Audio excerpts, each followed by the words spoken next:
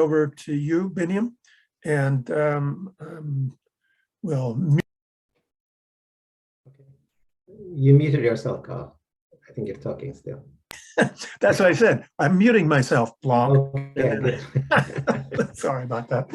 Okay, so welcome to this first session of today, which is on new data for policy analysis part 2. And this is following the previous, yesterday we had the new data for policy analysis 1, where you heard Aishwarya Venkat from Tufts, and also Laurie Post and also Anwar Nasim. They presented on a lot of measures on agriculture transformation by Nasim, on COVID-19 surveillance by Laurie Post, on UNFS by Aishwarya. So we had this great one. So this is kind of the second part of the on the new data analysis, and we have this panel will present some of the new measures they developed through the project and that identifies the users of the data and how they are and can be used for policy change.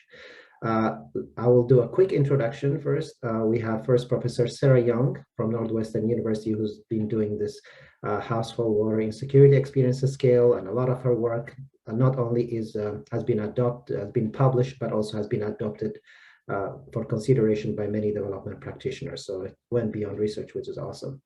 We also have Professor Saweda Liverpool-Tasie from Michigan State University, who has been doing fantastic work with the Nigeria mission, with food security policy, with our PRCI project, many things, leveraging all these resources. She did a great job on supply chains and COVID-19 work in Nigeria. And then lastly, we have our own Jim Oehmke from USAID, who's been working for decade or more than a decade on this on agriculture transformation, and he's an economist by training, so he will do that. To help them with all this presentation, we also have two discussants, Brian Banks from the Center for Water in our Bureau for Resilience and Food Security, who's going to give remarks after Sera Young finishes her presentation. And also we have a discussant, Blessing Agada from the Federal University of the Agricultural Makurdi in Nigeria. So she'll be a discussant following Professor Saweda's presentation. So they will each be presenting 10 minutes for each presenter. Approximately was about 2-3 minutes for the two discussants. So as Mackenzie has said, please use the chat line to the Q&A and other functions to put your questions there. And some of the presenters, when they are not presenting, they can answer some of the questions via the Q&A or chat, but we'll address some of the questions after we finish the presentations by all the presenters. So with that, please, Sera, take it over. Thank you so much, everyone.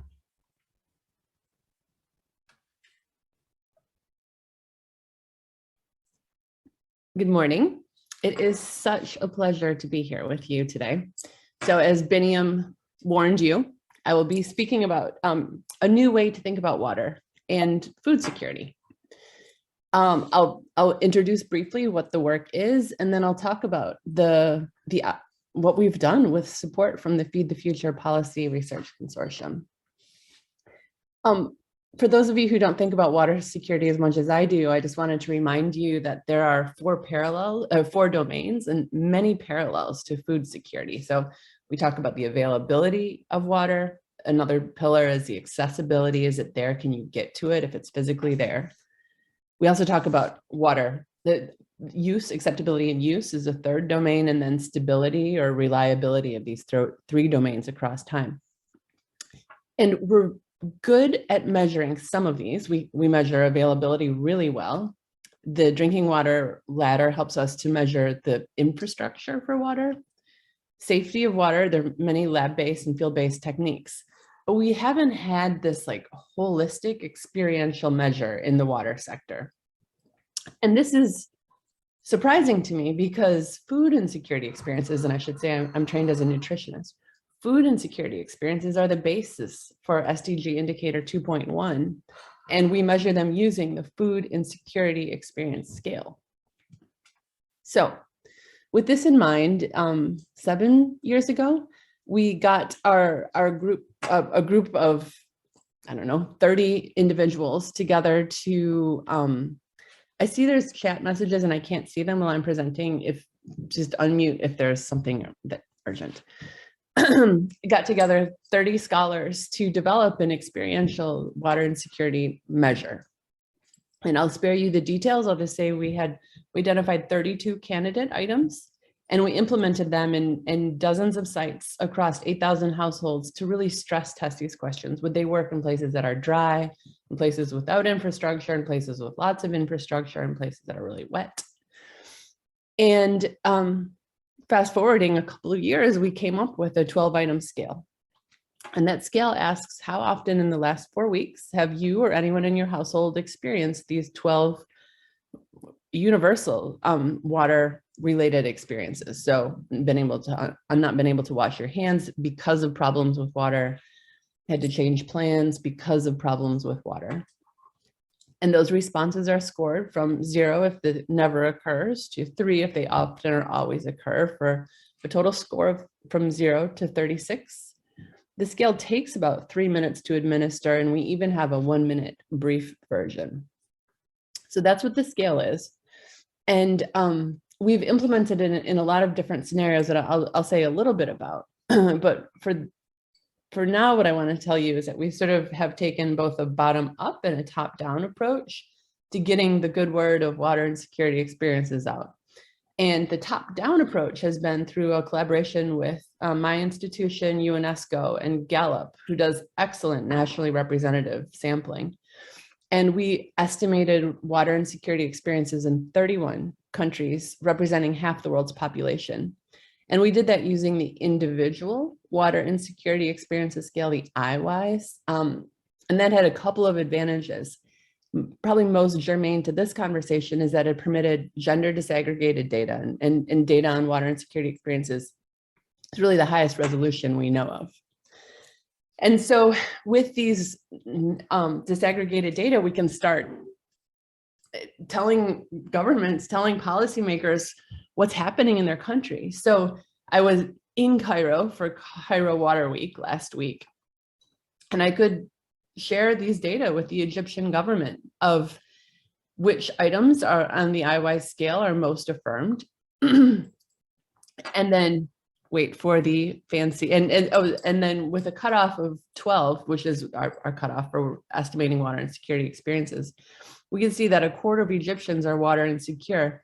And this is a much different picture than is painted with, for example, the JMP drinking water ladder, which indicates that 99% plus of Egyptians have at least basic drinking water services. Having that service and experiencing water security are not one and the same is a big take home from these data. But also fancy animation, because we can start to see how water insecurity varies by sex. We can see how it varies by urban and rural residents. And this is, I think, fascinating. We can see that water insecurity is not something that is unique to the poorest quintiles of the population. This is income quintiles. And I can tell you, we see these trends across many countries.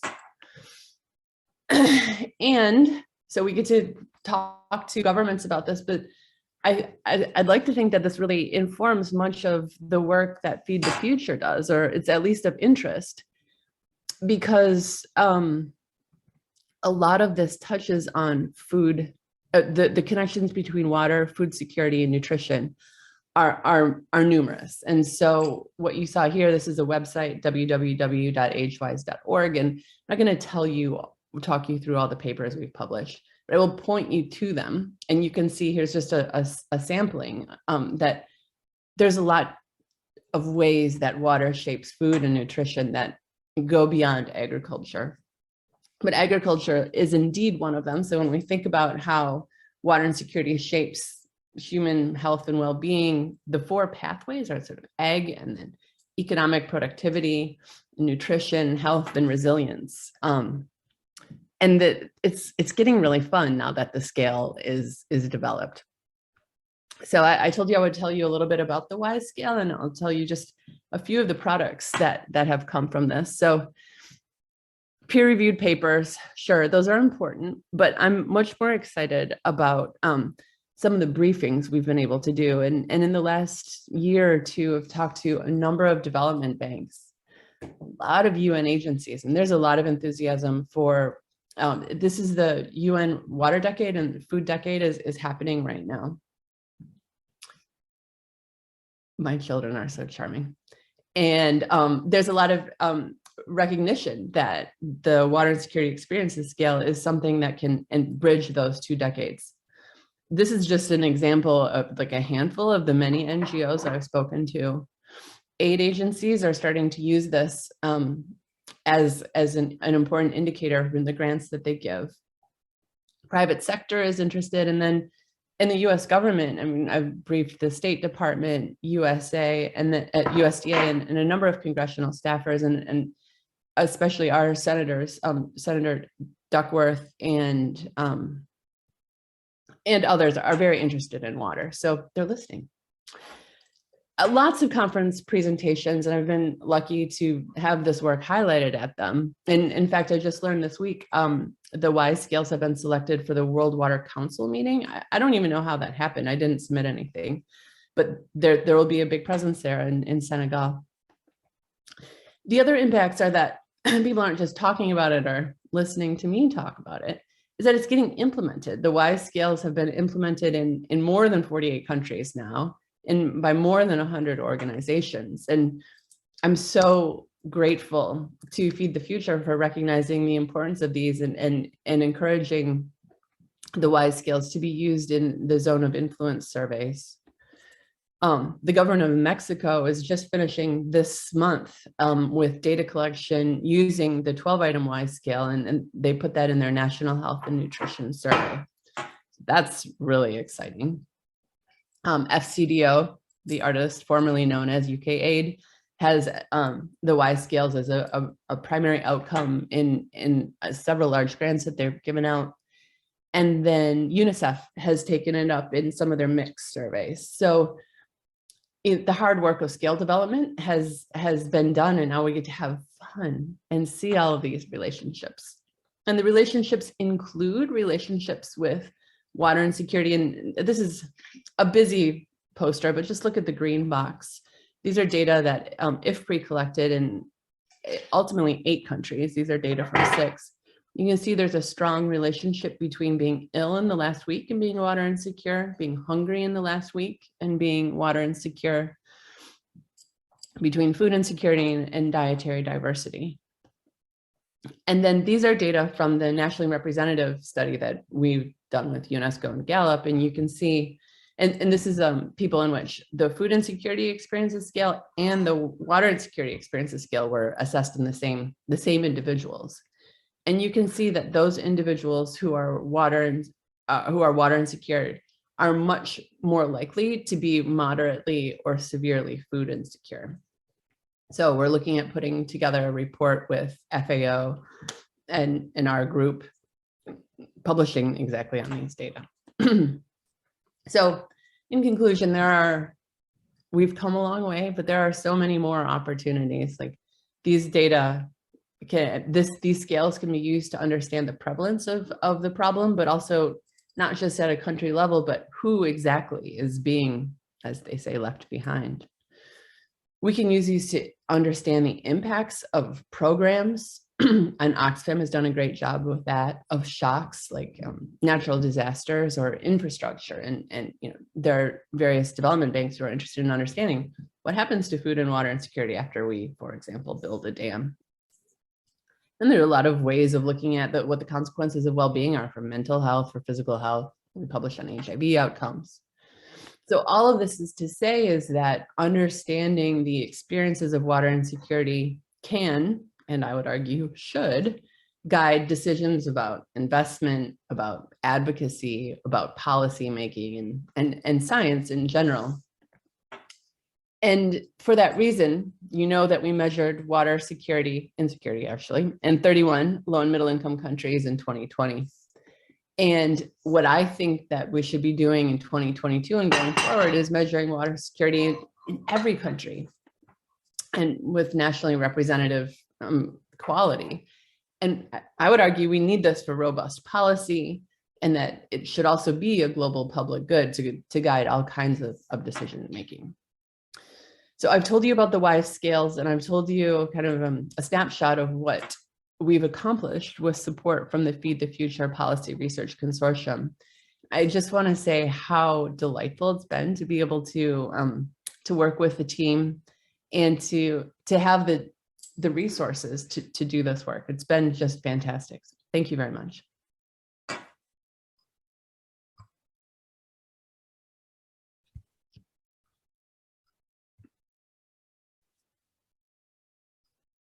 Thank you so much. And now we move on to Brian for a follow-up remark based on Sera Young's presentation. Thank you, Sera.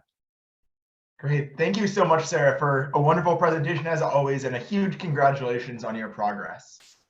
My name is Brian Banks, and I'm a Water Sanitation and Hygiene Data and Analytics Advisor in USAID's Bureau for Resilience and Food Security.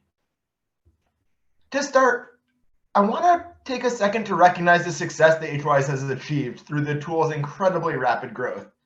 This kind of explosive growth is really, really rare, and a testament, I think, to the unique value that many stakeholders see in the work that you've done. I think the momentum around HWISE really comes from two very unique value propositions of the HWISE or the IWISE scale. First, it's extremely efficient. Your work has found a way to provide reliable and comparable data with survey questions that are easy to ask, quick to answer, and simple to analyze. From our experience with it, we found that it's a uniquely easy set of questions to add on to other existing surveys because it's fast, clear, and doesn't require any specialized material, knowledge, or methods.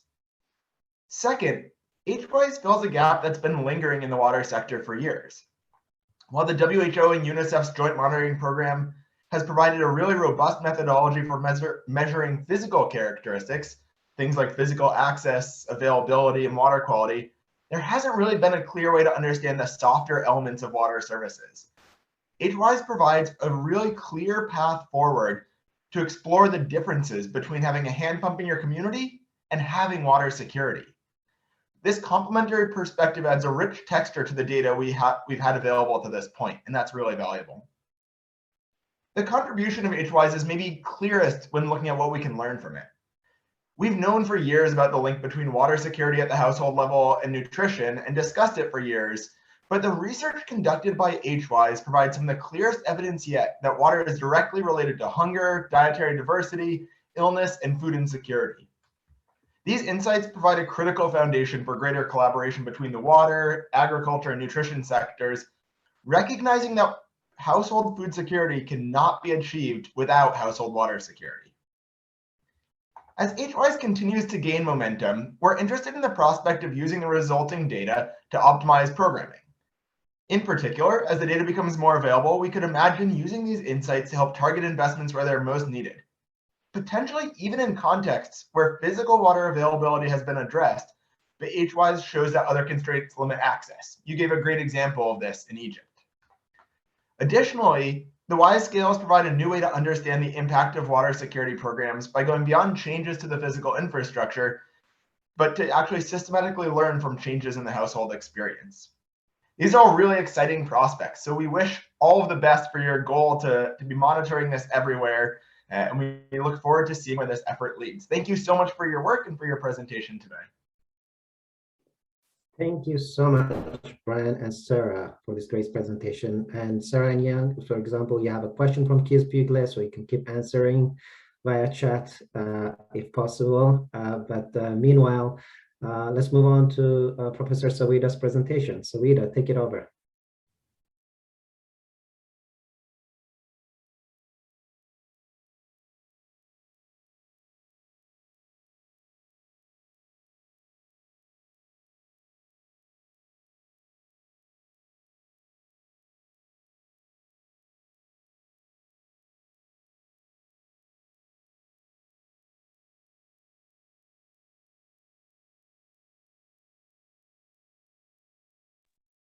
Okay, I hope you see my screen.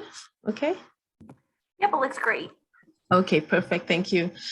So good morning, good afternoon, good evening. Thanks for joining in, and thanks to the organizers for inviting me to present on, some of our work in Nigeria. So really over the next 10 minutes, I'm going to try to communicate two things. The first is the value of having micro-level data collected over time from the same enterprise or individuals for understanding sort of the impacts of COVID-19 and associated policies on agri-food SMEs in Nigeria. And then second, I'm going to try to share one of the key findings from our work in Nigeria over the last 6 to 7 years about the value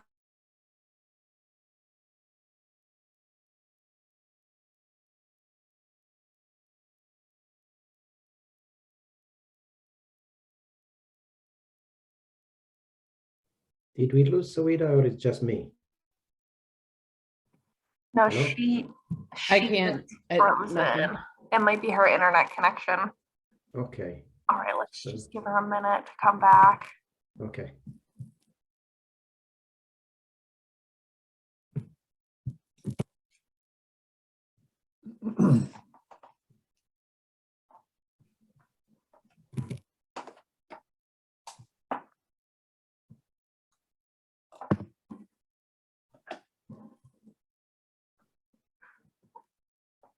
Okay, yeah, I think she had a lapse in internet connection, so we'll get her back in as soon as possible. I don't know if we want to take some Q&A while we wait for Saweda to come back, or move on to the next presenter. Okay, maybe we can do that. We can do that. Maybe Jim, do you think you're ready for the next presentation while Saweda is coming back? Sure, let me give it a try and see what I can do. Okay, thank you. Sorry to put you on the spot. No worries. I want to share. Let's see if this is, no, that's the wrong one.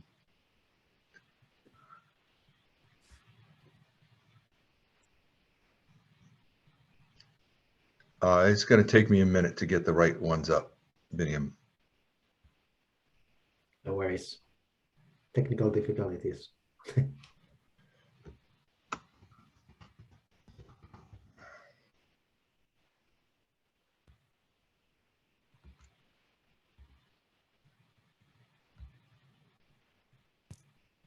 We apologize for the technical difficulties. If anyone needs to grab a second cup of coffee or use the bathroom, now is a good time. You have about a minute before we get the next presentation up and running. So thank you for your patience.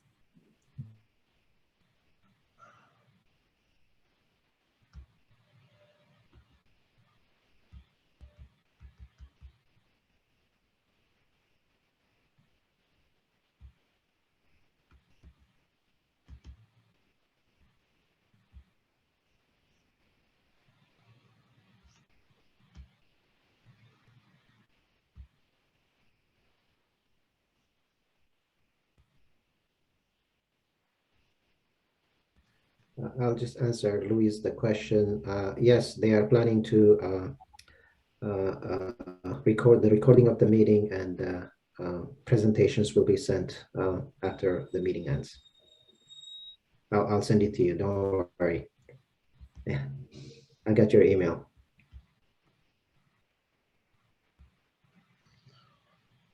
I'm having trouble sharing my screen, which is the problem. If you send it to me, I can share it on your behalf, maybe. Okay, let me do that.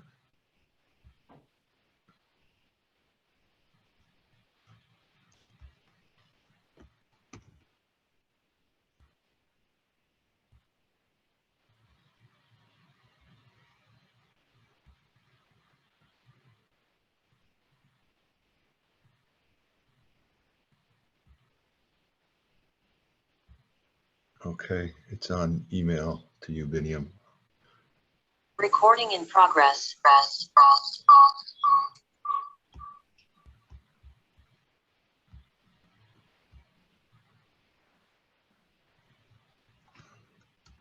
Waiting for it in the virtual email to arrive.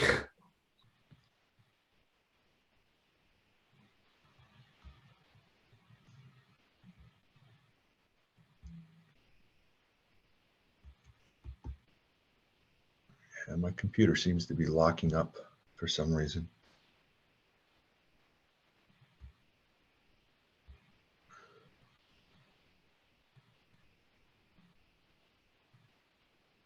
Okay, got it. I'm downloading it right now. Give me 1 second.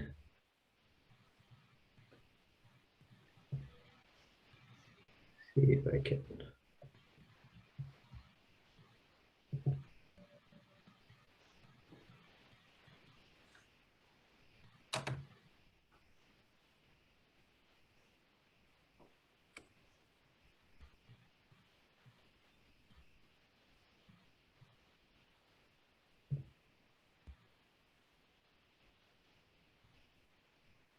Okay. So Biniam, we're just seeing your Zoom window. So just make sure you have the presentation up. I have the presentation up. Can you see it now? No, we're still seeing your Zoom window. Oh, So you might have to You stop may sharing. be seeing my sharing window because I tried to share. Let me stop sharing and see if Biniam can share. I can't pull up the PowerPoint within Zoom. I'm not sure why that's happening. can you see mine now? No, we're not No. seeing yours either, Biniam. Saweda's back online. Can we return to Saweda and then I will come back when we solve this IT thing? Okay, Saweda, it's you. You're back. We're trying to present on Zooms, but it's you. Can you start sharing again? Yes, I'm so sorry about that. Let me, my internet just stopped. I don't know. So,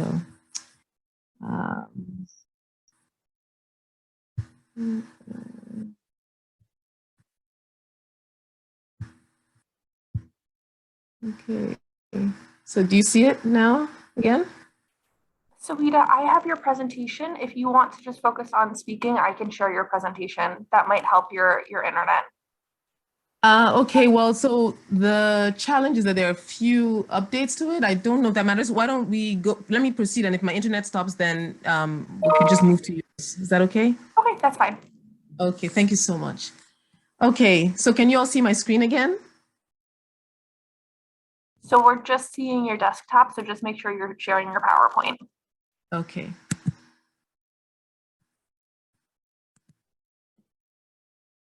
Yeah, it also might help if you turn off your video and just share your screen instead.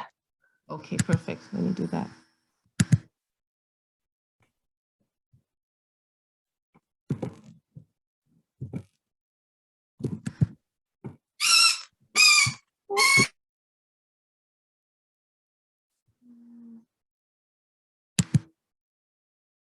Okay.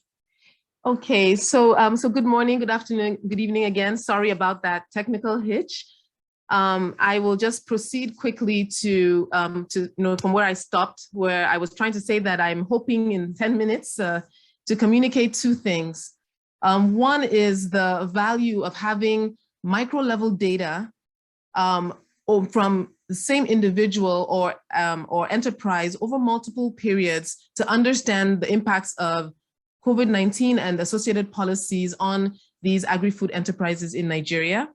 And then the second is actually a broader message, which is something that we have learned from our work in Nigeria about the value of working continuously and intensely with early career scholars, not only to support the next generation of leaders in terms of scholarship, but really in terms of improving our ability to engage with stakeholders in Nigeria. So I'm going to try to do those two things. So the first thing I want to talk about is the, sort of how we've done our work in Nigeria over the last 6 or 7 years. And really the way we've done our work is through collaborative research teams, where we have MSU faculty working very closely with a network of Nigerian scholars, usually early career scholars and or graduate students with their faculty advisors. And this has been very instrumental in building a network of partners. The second thing that we have done deliberately is to target a broad set of stakeholders.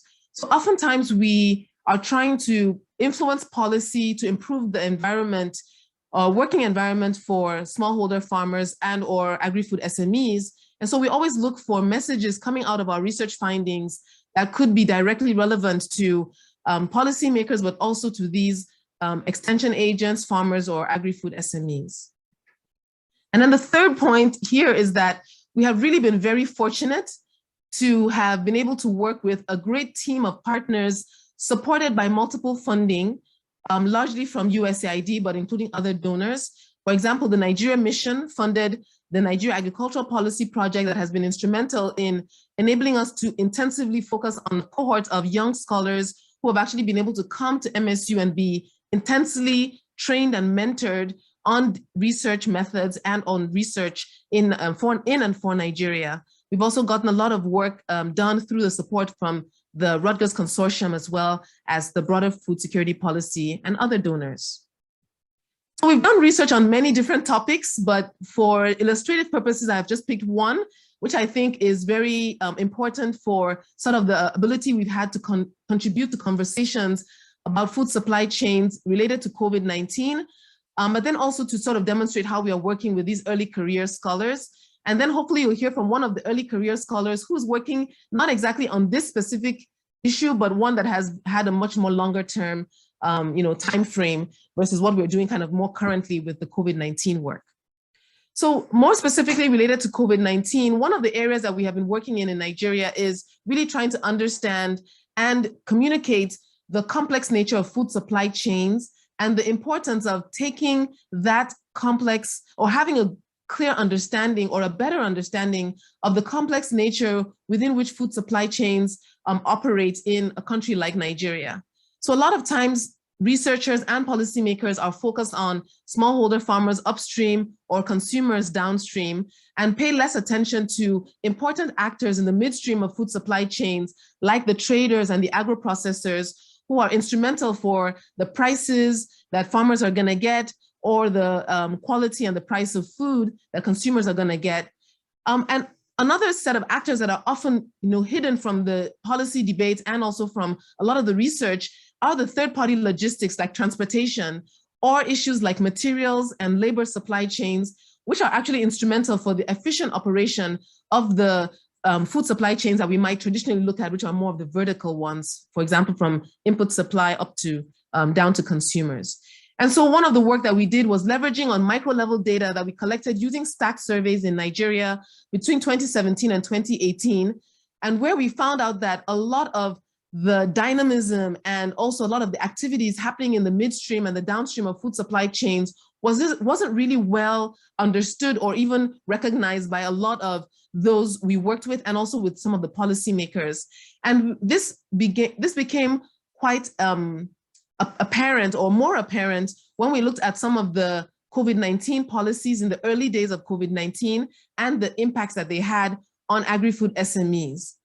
And this work that leveraged on these stack surveys where we had representative samples of farms, traders, feed millers, retailers, really was part of a work that we used to sort of document how complex food supply chains in Nigeria were and the extent to which they really depended on these third-party logistics and how these third-party logistics not being considered as essential services in many of the states in Nigeria during the early era of COVID-19 led to a lot of disruptions that were probably could have been minimized. And this led to a paper that was published in the Applied Economics Policy and Perspectives in 2020, but has also been very instrumental in sort of guiding the work that we have been doing, leveraging on funds from the Nigeria mission and from the consortium to understand what's happening with agri-food SMEs in Nigeria. Right now, we are working with a team of early career scholars from one of Nigeria's ag research institutes to specifically document and understand what's happening with these agri-food SMEs along two specific food value chains or commodity value chains. I do want to point out that this paper that has been published and the work that we have done with the stack surveys really has been presented in multiple, both national and international fora. But has also been part of a body of evidence that was provided to the Nigerian government in the early onset of COVID-19 as part of the Ag Donor Working Group in Nigeria, and then has also been part of a lot of conversations at national and subnational level in Nigeria.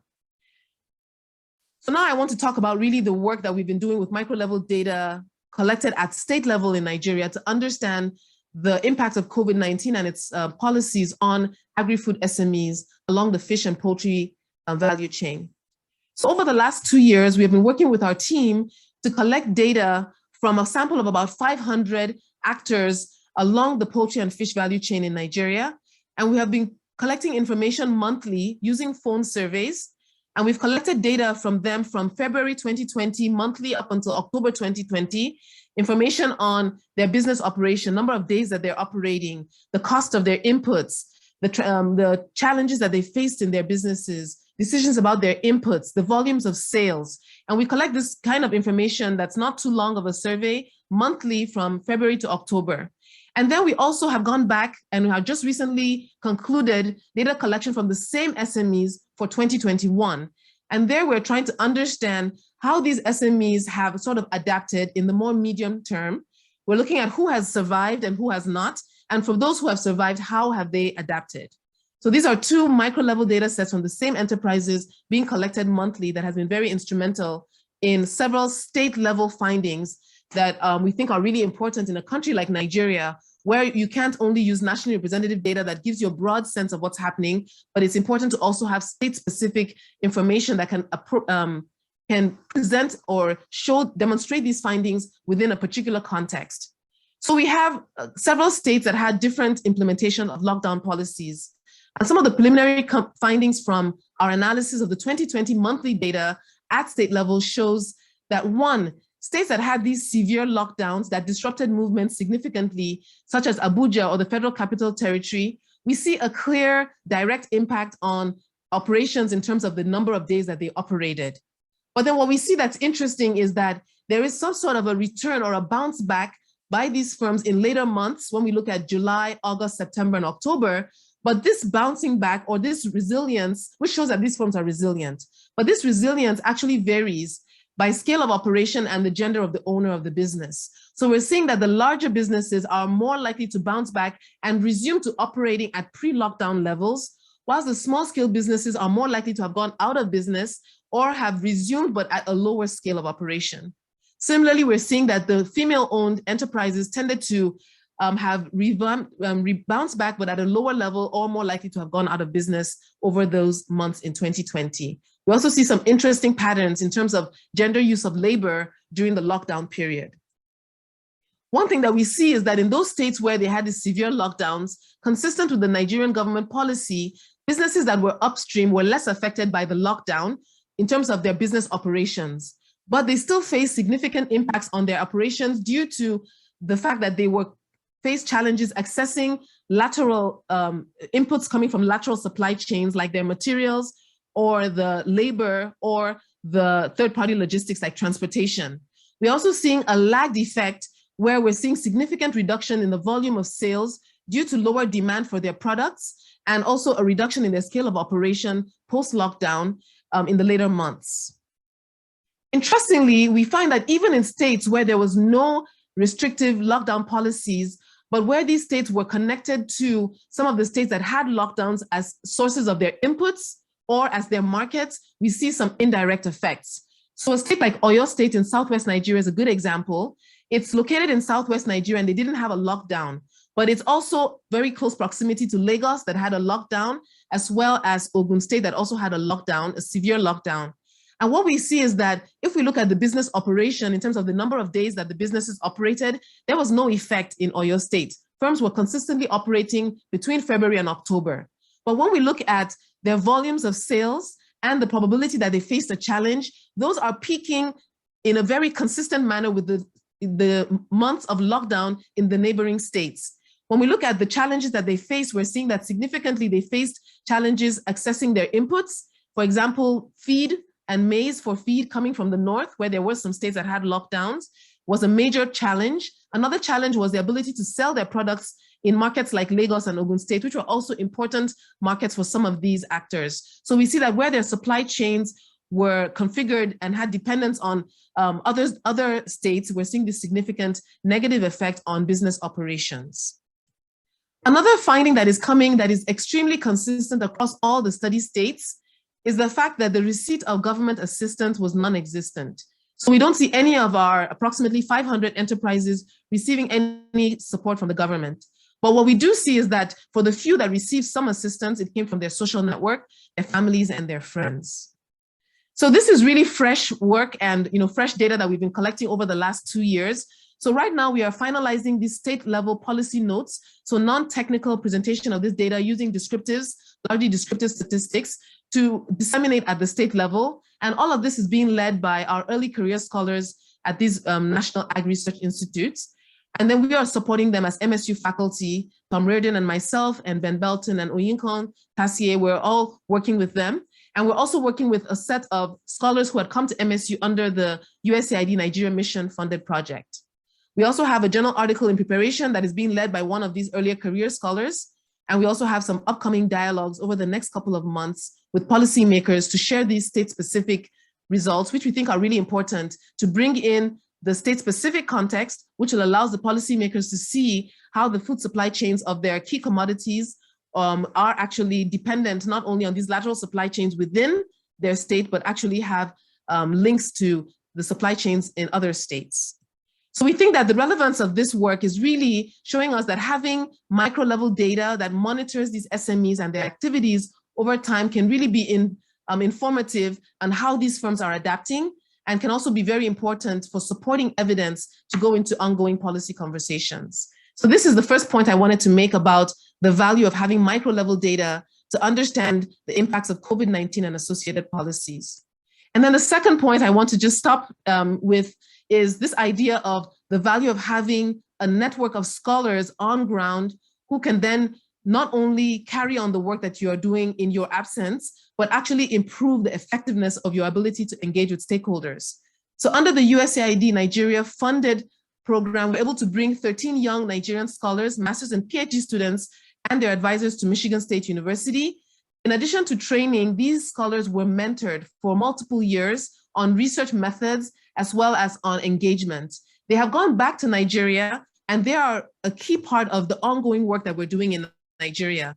Tom Reardon, Ben Belton, Dr. Oehmke, and myself have not been able to go and engage in our work in Nigeria since March 2020, but our work continues to be because it's being led and promoted by these early career scholars and their advisors in country. They are still out there talking with the policymakers, doing the trainings. These 13 scholars that came to MSU and those who they are working with have trained over, I would say, 8,000 or 9,000 Nigerians now on issues related to data collection, food safety, and soil health. And I'm actually going to be stopping now for one scholar to actually share her experience. She's not specifically linked to the COVID-19 work, but she has done more work over her work speaks to more long-term work that we have done with these scholars, and then they're able to go back home and use this in country. And we thought it would be nice to appreciate Rutgers Consortium and USAID Nigeria Mission for supporting this body of work and the ability to work with these scholars more intensely and then support them in their engagement with policymakers. So I'll thank you for listening, apologize for the hitch, technical difficulties, and I'll hand it over to Dr. Blessing.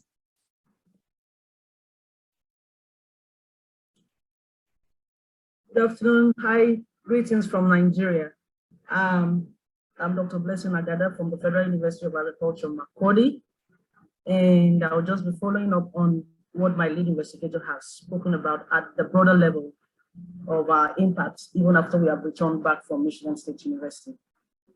Some of those things I want to be sharing are picture stories, so just highlight what we've been doing so far on my return back.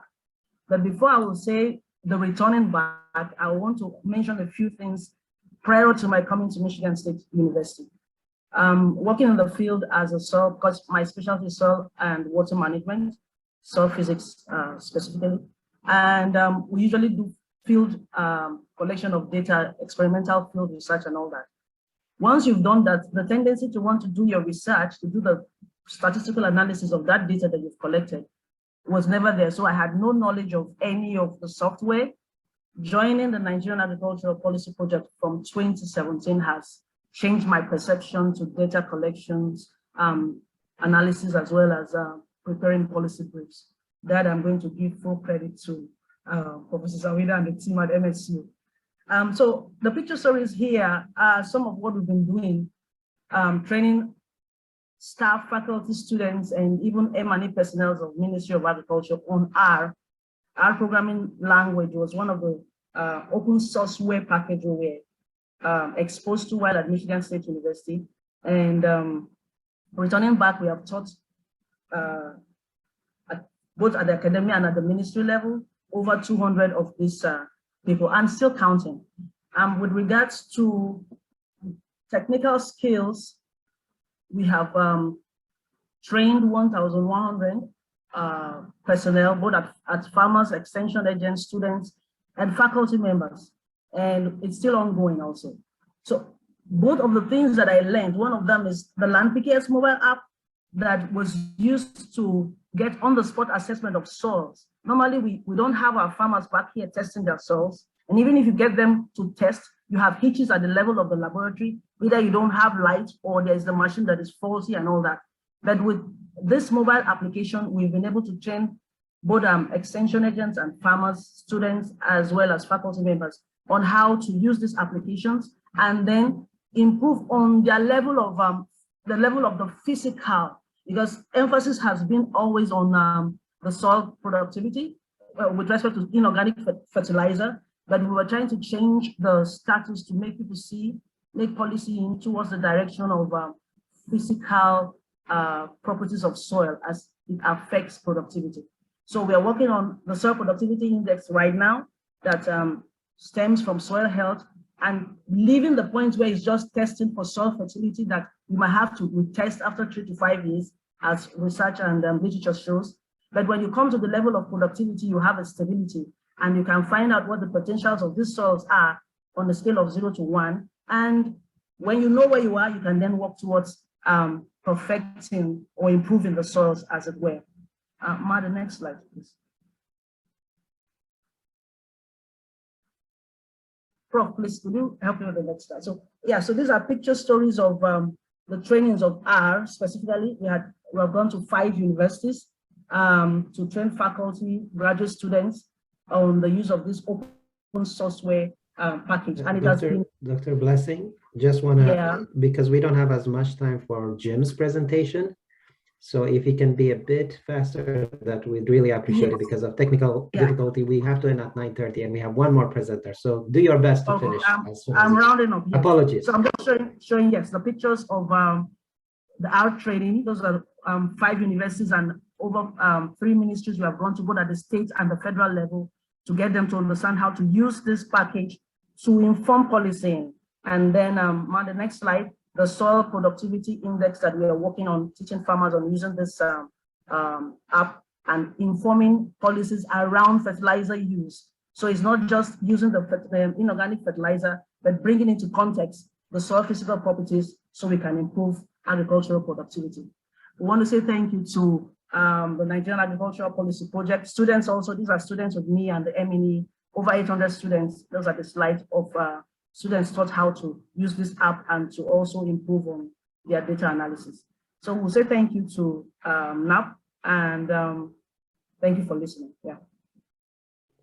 Thank you so much, Dr. Blessing, and apologies for this technical difficulties that led to issues of presentation, shortening everybody's presentation. So thank you so much. It's nice to hear that the work that you're doing, that Saweda and others doing, is of value to you, because you're the one on the ground actually using it. So thank you so much. Thank you so much. So with that, I give the floor to Jim now to do his presentation.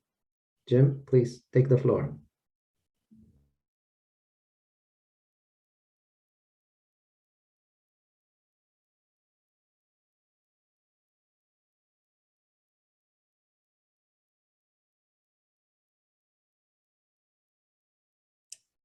Jim, you're muted.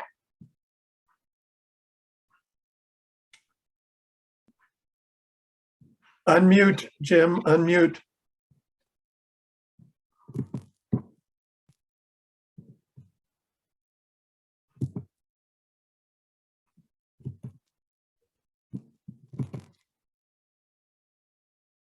Jim, we can't hear you. Can you say something? We can't hear you.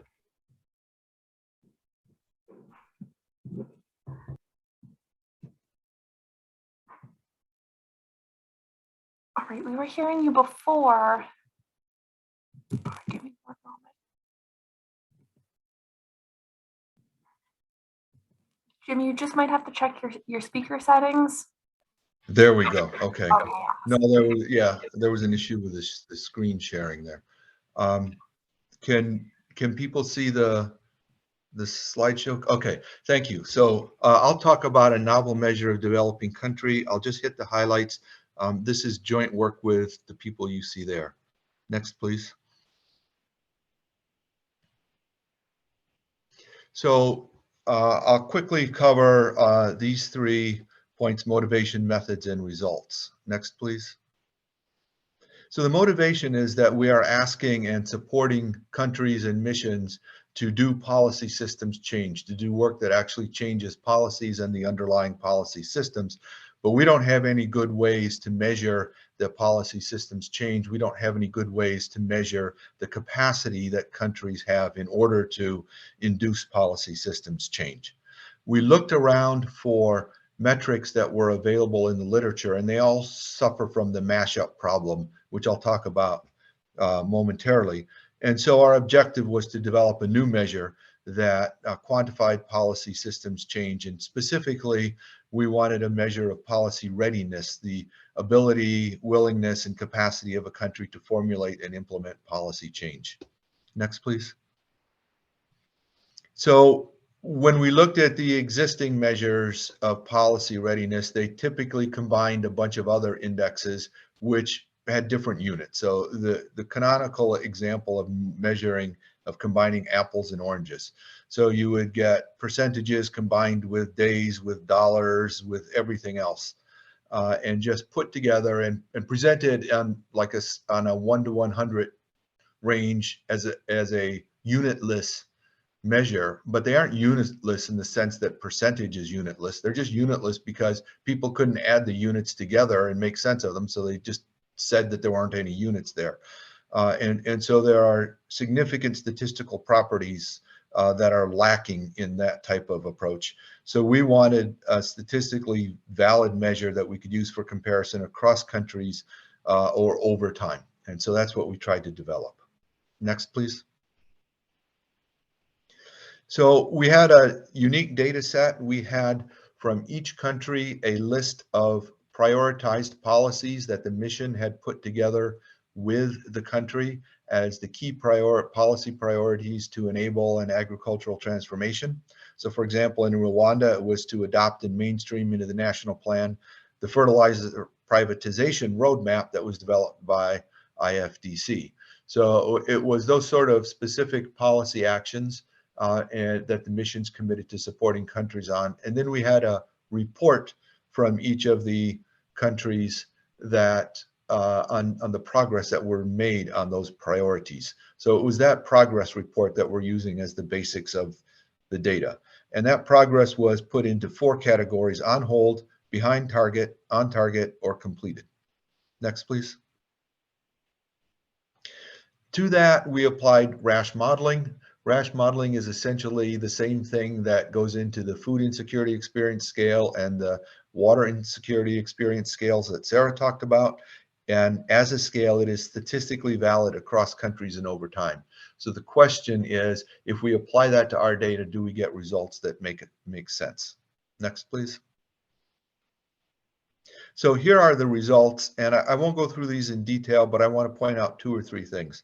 First is that we do have a red, yellow, green classification here, and we have that because there's a statistical finding that the countries fall into 3 groups. And so we're able to do red, yellow, green with some statistical basis for it, as opposed to doing red, yellow, green, because that's the way lights are on a traffic light that has nothing to do with development.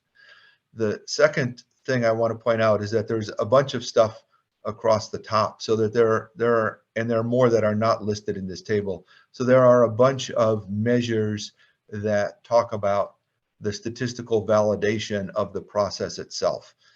The policy readiness is the 5th measure over. We'll talk about that more momentarily. The model standard error is something akin to an R-square. And so these are pretty good for the type of exercise that we're doing, sometimes better than you would see in a traditional sort of analysis. And then and also it's a pretty rigorous standard in a way that I'll talk about momentarily. And then the infant mean square is further information that you don't get out of there's no analog in a traditional regression analysis. And so I'll talk about this momentarily as well. Just note that an infant mean square of about 1.4 or higher suggests further look, and we'll give an example of Mozambique in a moment. Next, please. Jim, just highlighting that you only have 2 minutes. Okay, so here are the Feed the Future country policy readiness scores. You see, with the exception of Mali and Rwanda, Africa is all red and yellow, and then there's some green in Latin America, and there's some mixture in Asia. Next, please. Here's an example of Rwanda fertilizer policy. So to get our score, we have a country readiness score, which for Rwanda is 1.33. We account for the difficulty of the actions by subtracting them off. So for an agricultural inputs action with mutual accountability, we see the negative 0.07 and the 0.61. We subtract that off from the 1.33 to get a 0.79. And then we use that to determine statistically the prediction, 45% probability it's on target, 31% completed. The actual is that it is completed. So we missed on this one, but we didn't have a bad miss because we had a 31% chance of being completed. So even though this doesn't count as a success, it's not a bad miss, and that's a good thing. Next, please. Kenya, let's skip this. Next, please. Mozambique, we had 2 misses. On average, we did really well on Mozambique, but some things that we thought were going to be behind target or on target were completed, and some things that were behind target or on target were actually on hold. So a lot more variance in Mozambique, and this is a result of international influence, especially Japan, China, and Brazil on the internal politics of Mozambique. We have more details on that. Next, please.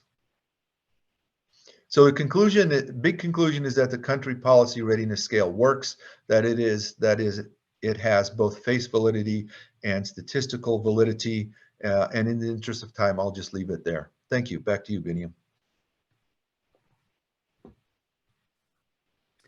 I want to say thank you so much to everyone who did such great presentations. I'm sorry we didn't have time because of the technical delays for Q&A, but please, participants, this is the same Zoom link, so keep asking your questions on the chat line on the Q&A function, and these same presenters, if they can answer them, and if they leave, we can relay the questions to them. But I just want to say thank you so much to all the presenters, and also especially to Dr. Blessing, and for the work that you're doing is really what we want to see, Nigeria taking the work to Nigeria and being applied by Nigerians.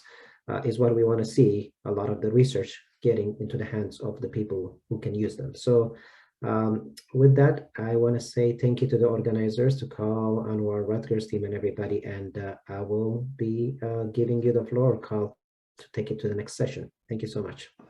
Okay, great.